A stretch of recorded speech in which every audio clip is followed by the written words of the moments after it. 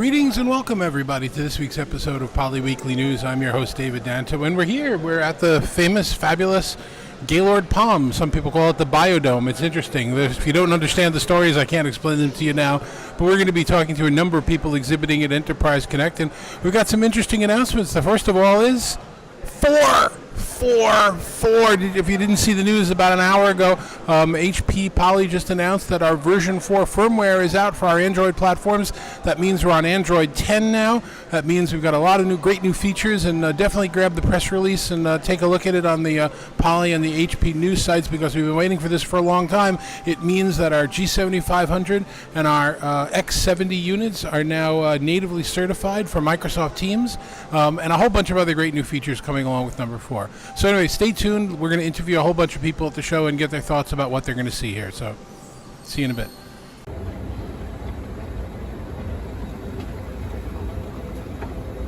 So joining me now is my friend and industry colleague, Kevin Keeler. Kevin, hi, thank you for joining. Well, thanks, David. It's good to be here. Nice to be back at the Gaylord Palms. Nice to be back at the Gaylord Palms. I made the joke earlier that some people call it the Biodome, and I told people that I wouldn't explain that. I guess you had to be here right. to understand how that goes. No, that is true, for sure. How many Enterprise Connects have you been to?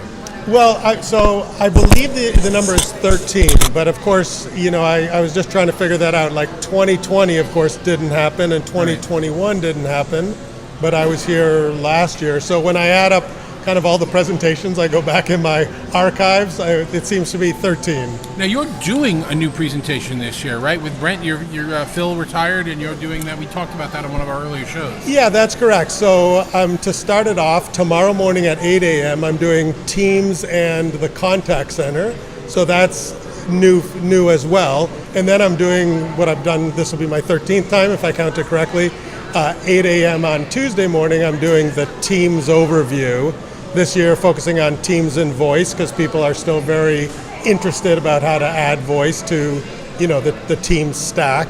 But then, yes, definitely the new one and the big one, and that Brent Kelly and I have been working on for months, is the we're calling it Living in the Multicast, but really it's the cage match between Microsoft, Cisco WebEx, Ring Central, and Zoom, and kind of comparing and contrasting those all good solutions, but talking about the material differences between them. So you just recently did a really good training session for some colleagues of mine on how to use Teams, and I'm pretty comfortable with using the product, and I was in there for an hour and I learned things that didn't exist, and we asked you questions and you found things that you didn't know existed. It's really interesting how it grows. Oh, and I think all these solutions are growing very quickly. Obviously Microsoft Teams, Microsoft likes to remind us there's been 400 plus updates over the past year. And it is difficult to keep track of all of them. While, I wouldn't say training is not my focus, certainly helping organizations get the most out of these platforms is definitely something interested in. I was happy to, with the new HP Poly group, share some of the tips and tricks that I've learned along the way. And hopefully you've seen, when this thing airs, our announcement will have been out for an hour already, that we've just released the version 4 firmware for the Android platform. So we're now natively certified on the G7500 right. and the X70 for Microsoft Teams. And there are a whole bunch of other new really cool features in there as well. So you should definitely take a look at that stuff. Yeah, no, definitely. I still love my Poly P21 and the other devices. The devices obviously make all these platforms come alive, and certainly as more and more of us have the opportunity to get back in person, whether it's in the office or at events like this, when you go to the office, those room-based devices have some exciting capabilities, and I'm sure you're going to, or depending on when this airs, have shown off some of the Director AI capabilities, which really is exciting on some of the multi-camera work, and how one of the core things that I know we're going to see this week is AI. And so whether it's AI in the platforms or AI on the devices, like what Poly's doing, really exciting, because it becomes invisible and it just makes us all more effective and productive, and I think that's going to be a key theme that comes out of this entire week. And I know all the platforms, I'm sure Microsoft, I know Zoom, I know a few of the other ones, are working on multi-stream video so that you can get multiple images, not just with the power of Director AI, which we have today, but in the actual stream where you could be delivering 20, 30 images at the same time, which is really exciting what we're doing with that stuff.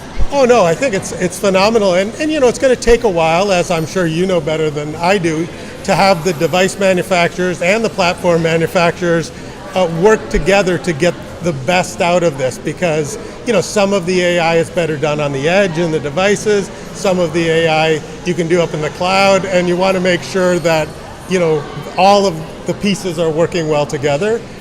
It's exciting what you can do today, but I'm really excited for the rapid advancement over the next year or two. And what we learned when we were dealing with noise cancellation is it's not good to have every one of them on at the same time. Sometimes there may be conflict, so it'll be interesting if my AI fights with your AI. It's just going to be a fun time in our industry. Yes, that was my first week with the P21, where both parties were doing the noise cancellation, and it wasn't working out that well. But the thing is this is back to the rapid advancement. Okay, fine, that was initially a week, and then ever since now, everybody's working well together. But I expect with the more advanced, like video AI pieces, that might take just a little longer than a week to sort out. Well, we'll see some demonstrations of it at the show, and I can't wait to go to the session you were talking about. See, I even opted for a full conference pass for the show, so I'll be able to walk in and do that. How can somebody get in touch with you if they want to talk to you about the industry or find out about the services you provide? Well, that's great. So you can obviously look up Kevin Keeler on LinkedIn. I have two things. I'm the co-founder of Enable UC, and that's really where we provide analysis and consulting services, both for vendors and organizations, helping them get the most out of the platform. And then I've taken over the leadership of the BC Strategies Group, which is the broader group of a whole bunch of elite analysts and consultants. In fact, of the kind of non-vendor sessions here at Enterprise Connect, the BC Strategies, I've lost count, but it's 17 or 19 sessions the BC Strategies team is delivering. So you can look up bcstrategies.com or my organization enableuc.com. Pleasure seeing you as always. Thanks very much for the time. Thank you, David.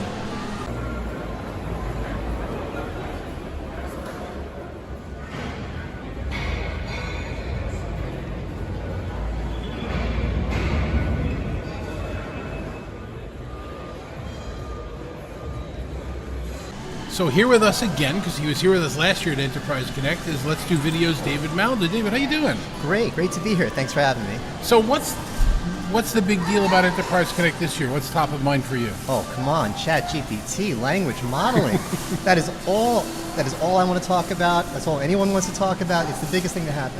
I had to sit down with my wife for an hour yesterday and explain to her why it's the biggest thing in the world. She said, "Oh, that's got to replace any people's jobs." And I said, "Okay, give me a job that you do." She happens to be a therapist and a really good one, working with kids on the early learning disabled kids. And I said, "Well, let me do your notes for you." And we just started doing it, and it just was doing all of it for her. So it's a very, very interesting, powerful thing. How will that work in the collaboration industry? In a lot of ways. Well, personally for me, I just saw a tweet for someone that I ghostwrite for, and he tweeted, "Hey, here's an article I had ChatGPT write. What do you think of it?" And of course I said, "I think it's terrible. You should never use that again." So putting me out of work. It's definitely going to put people out of work. But for collaboration, there's a lot of uses for it. And I mean, should we go back and take a minute to say why we think it's so cool and what it is? Sure. No, we assume everybody knows, and if they don't, they'll look it up and then they'll come back again. Okay. But we're talking about language modeling. We're not talking about fact checking. We're not talking about information. Right? I think it's something a lot of people don't like about ChatGPT. You ask it what's 1 + 3, and it says 2. It doesn't know its facts, but it sounds like a person. When you talk to it, you don't. When we talk to Alexa, we use our Alexa voice. You got to be very careful how you ask Alexa questions because it doesn't understand Not the context. smartest smart device in the world. No, same thing with Siri. I love my Siri, but I had to say, Siri, set. I'm not going to do it now. It's going to start. Yeah, it'll get right. Yeah. Yours and mine both will. Yeah. Set timer for. You speak to it in Siri voice. Language modeling, you talk to it normal, or you type to it normal, and when it gives you back, you're like, oh, come on, some person typed that. So for things like UC, things for chat, instead of typing /Salesforce top 5 leads, you could say, hey, whatever the bot is called, give me my top 5 leads and tell me which ones you think I should act on first, and tell me what do you think I should do first. Instead of sending emails, should we do a campaign? And it'll give you an answer. Well, I was showing my wife, write a thesis report on someone with disabilities, and it just churned it out. I mean, and the problem is that it's so effective at natural language that the misinformation is as prevalent as the information. all Yes. it's doing is scraping the internet. Yeah. So whatever it brings in is what it's going to spit out, and that might not be accurate data. So we got to see who's relying on it early on. That's a scary thought. And I think people are misunderstanding that and holding that against it. They're saying, oh, this isn't a good technology because it gives me wrong information. It's not designed yet to check its facts. It's still kind of beta-ish. It's all about faking you into thinking it's a person. And why is that a big deal? It just makes it so much easier to work when you're not having to speak bot language to all your tools. You could just say, and I'm assuming very soon it'll be, verbal. We'll be able to just say, personal assistant, what are my meetings for today, and make sure you can just talk to it. Not until it comes out in Scarlett's voice. That's the one from the movie. But I hope they get the fact checking in there soon because it's confusing people and throwing people off. It absolutely is. What are you expecting to see here at the show? Anything new? Anything exciting that you're looking for? On the hardware side, I'm expecting to see a lot more certifications. I feel like a lot of our hardware vendors kind of figured out the physical models. Whether it's a video bar or whatever the systems are, we're kind of happy with our hardware, and now it's just about making it work better with the software. So I'm expecting a lot of announcements of Zoom certification, Teams certification, Cisco certification, and it doesn't sound as cool and sexy as new cameras, but it's just as important. Well, we do have some new products out, hardware-wise, and we do have some new software out that you have to go check out and see. And hopefully we'll be showing people throughout the course of this show and next week as well, especially our new version 4 firmware for the Android platforms. If you haven't seen that announcement, that's going to be really exciting because that brings us over to Android 10. It creates a lot more compatibility with a lot more platforms, and our cool new headsets, which hopefully you'll see at the show this year. A lot of them are being given out, the Voyager 360s, and the smart earbuds with the control station. So, David, it's always a pleasure to see you. How can we find out more about what you do? Go to letsdovideo.com. We just recently reorganized the website, so we've been putting out a lot of video content, and you could find it all there. We have an evaluation of the P15, which is getting tens of thousands of views. It's I guess it's a popular device because I haven't been pushing that video out. I just put it on YouTube, and people are searching for it and finding it. So check us out at letsdovideo.com. Good video, good device. Thank you, David. I appreciate it. Thanks. We'll be right back.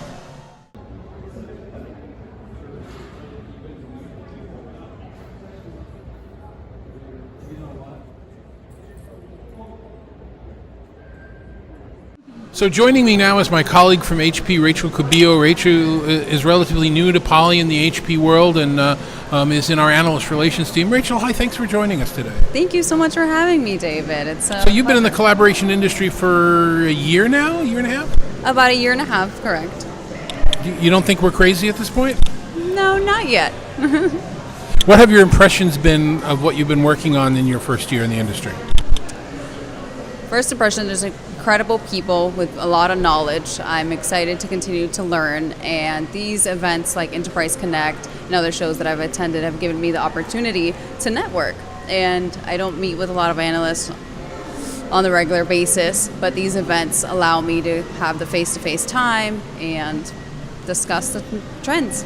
Analysts are a really interesting bunch of people. Trust me, I'm speaking as one who was sort of kind of an analyst for a while. A lot of opinions, a lot of different feelings, a lot of people who suck all the oxygen out of the room, and all my analyst friends will know what I'm talking about. How do you manage working with such a weird, odd, diverse group of people that are so smart?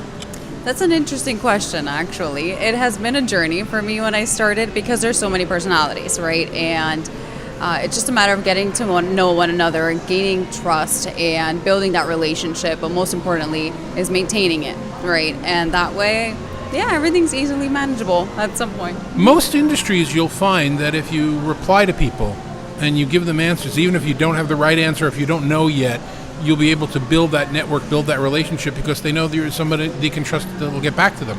That's true. Keeping them in the know. I think keeping them involved as much as possible is very important for us, whether it's a pre-brief ahead of time, giving them, the opportunity to hear from us directly instead of them having to chase us is very important, right? We don't want to feel like they are forgotten in a sense. So I'll put you on the spot here for a second. Tell me about something that you've told to an analyst that elicited a wow. Have you given any of them any news that they really were unaware of, and what was that reaction kind of like? How did you manage it? Let me think about that one. I think our announcements that came out today have definitely been wow factors.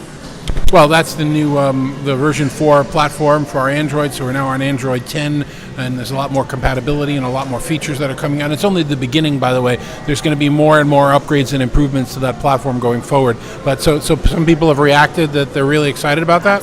Absolutely. Definitely wow factors, a lot of questions coming in, and we're excited to brief analysts in the future.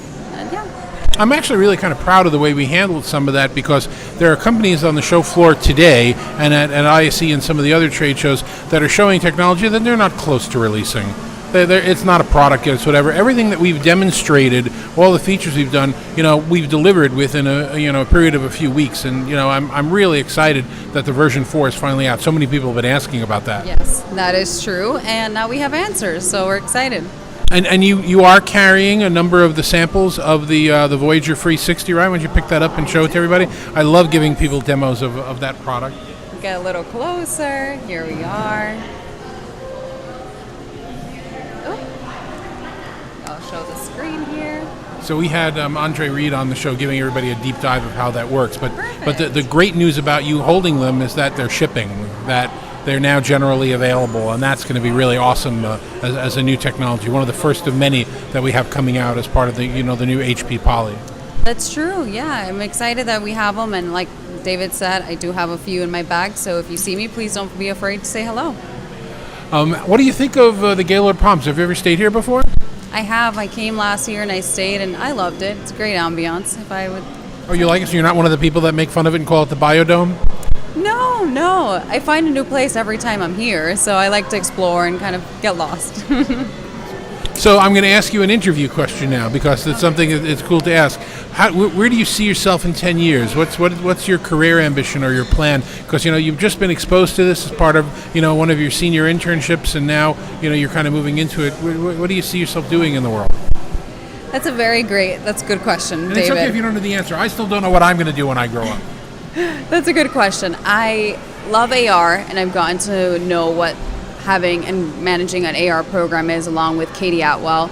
But I have a passion for event management, event planning, that I would like to at some point pursue. So I'll look forward to getting more involved in event planning. If someone wants to reach out to you and get more information from you, how should they do that? Absolutely. You can email me at rachel.cubillo@hp.com, or please follow me on LinkedIn. Rachel, thanks very much for taking the time. I appreciate it. Enjoyed the show this week. Absolutely. Thank you.